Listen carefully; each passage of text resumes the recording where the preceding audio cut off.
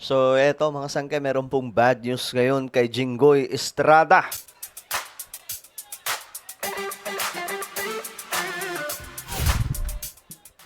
Dadamputin na ba ng mga NBI at mga pulis ngayon?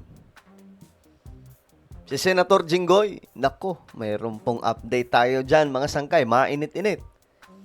Bago tayo magpatuloy sa mga hindi pa po dyan nakakapag-subscribe sa ating YouTube channel, makikita nyo po yung subscribe button sa baba ng video na to.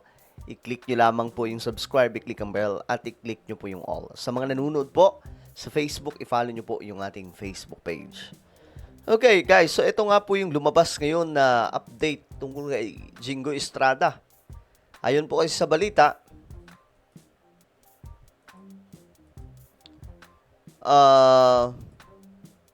inihayag ng Office of the Ombudsman na umabot sa 573 million ng umano'y kickback na idiniliver kay Senator Jinggoy Estrada kaugnay ng mga flood control project.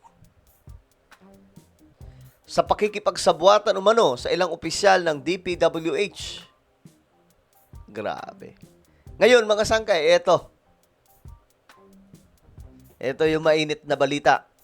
Case records point to an accumulated sum of illicit payouts amounting to an aggregate sum of over 573 million pesos, which were systematically delivered to the principal respondent, Senator Jinggoy Estrada. Nako. Ngayon, mga sangkay, eto na. Posibleng, anumang oras mga sangkay, posibleng maghain ng arrest warrant. Depende na daw mga sangkay. Kasi ito, kinasuhan na daw po ng plunder at graft ng Office of the Ombudsman sa Sandigan Bayan, sina Senator Jinggoy Estrada, dating Department of Public Works and Highways, DPWH Secretary Manuel Bunuan at ilang lokal na opisyal kaugnay sa kontrobersiya sa flood control projects. Ayon kay Assistant Ombudsman Clavano, lumabas sa kanilang investigasyon ng mga proyekto na may naganap umanong anomalya sa pagpopondo sa mga projects ng DPWH kung saan ang naipong illegal na payout na nagkakahalaga ng mahigit 573 million ay sistematikong idiniliver at napunta mismo daw po kay Estrada. O nga, Nako, mga sangkay pambihira. Ayun lang. Paano na ngayon yan? Di mababawasan mga sangkay yung yung minority, baka sila na po ang maging majority dyan. Talagang totoong mababawi nila ang mga sangkay. Mababawi talaga nila siguro yung Senado nila Ping Lacson kung ganito. Kaya nga mga sangkay, sabi ko, naggugulangan sila eh.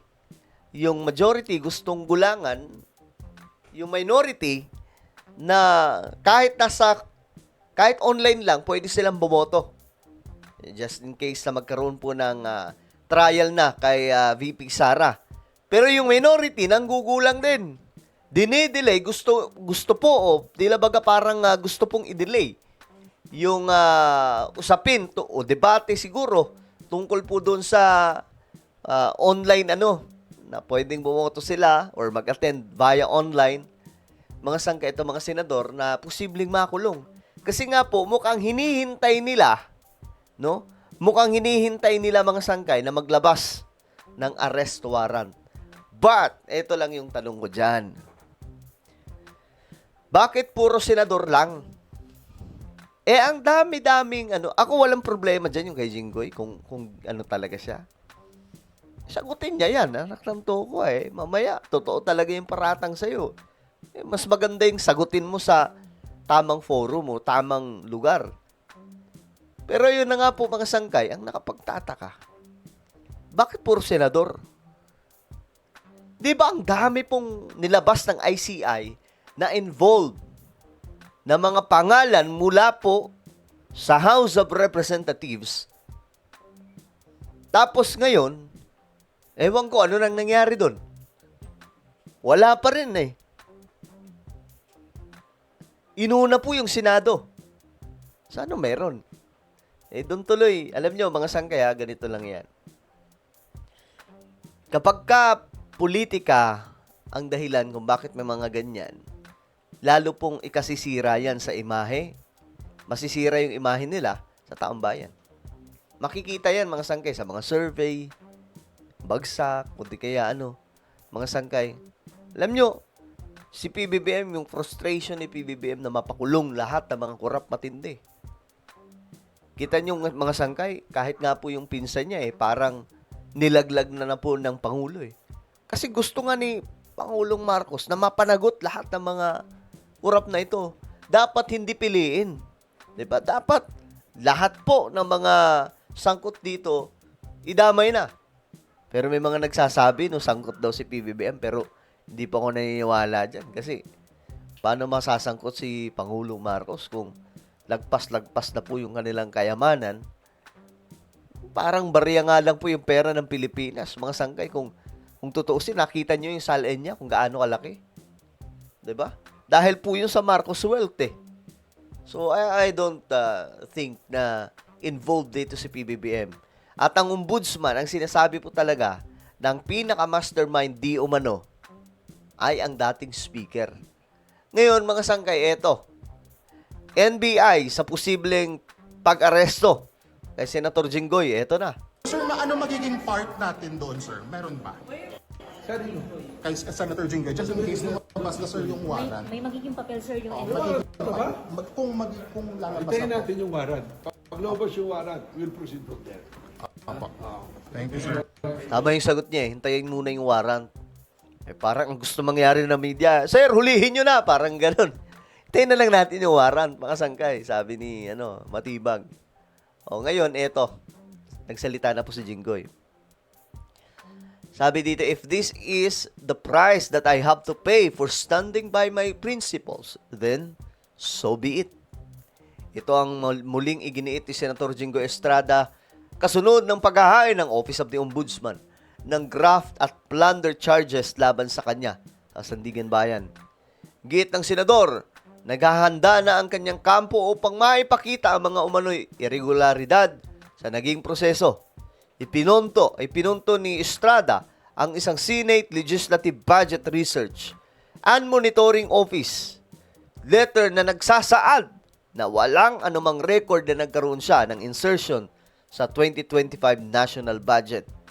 Sinabi niya ring hindi siya nabigyan ng pagkakataon na makita at mapag-aralan ang mga resolusyon ng DOJ at Ombudsman para makapaghain ng motion for reconsideration bago isampa ang kaso. Kwestiyon din ni Estrada ang aniyay mabilis na pag-usad sa mga kasong kinasasangkutan ng majority members magmula ng magpalit ng liderato sa Senado. Yun nga mga sangkayang ang nakapagtataka din. Kahit ako mga sangkay, ako pro-government naman ako, pero nagulat lang din tayo, parang bakit nasa bakit nasa kanila nasa kanila yung side ng bakit sila ang sila ang nakatutok, ang bilis Pero yung nasa House of Representatives, parang libre Parang wala Okay lang sa kanila Pambihira, ang daming involved doon, pero ewan ko ano na nangyari. Tulog ata ang kaso nila, Parang wala pong update Sabi ni Jinggoy, ipagpapatuloy ko ang paghaharap ng katotohanan at ang pagtatanggol sa aking pangalan sa tamang forum at alinsunod sa batas. Yun ang tama, ang sangkay. At least di siya magtatago. Hindi. Magkaiba naman kasi yung kanila ni Bato. Si Bato kasi ibang bansa Takot talaga siya madala dun sa ICC. Okay. Ito, dito naman po sa Pilipinas. Kaya okay lang. Well, ano po ang inyong opinion, mga sangkay? Pambihira, mukhang dadamputin na ngayon si Jinggoy. Anumang oras mula ngayon. Ano po ang inyong opinion? Comment down below. Mayroon tayong YouTube channel. Ito po ay Sangkay Revelation. Hanapin nyo po ito sa YouTube. And then, kapag nakita nyo na, i-click nyo po yung subscribe, i-click ang bell, at i-click nyo po yung all. Ako na po ay magpapaalam. Mag-iingat po ang lahat. God bless everyone.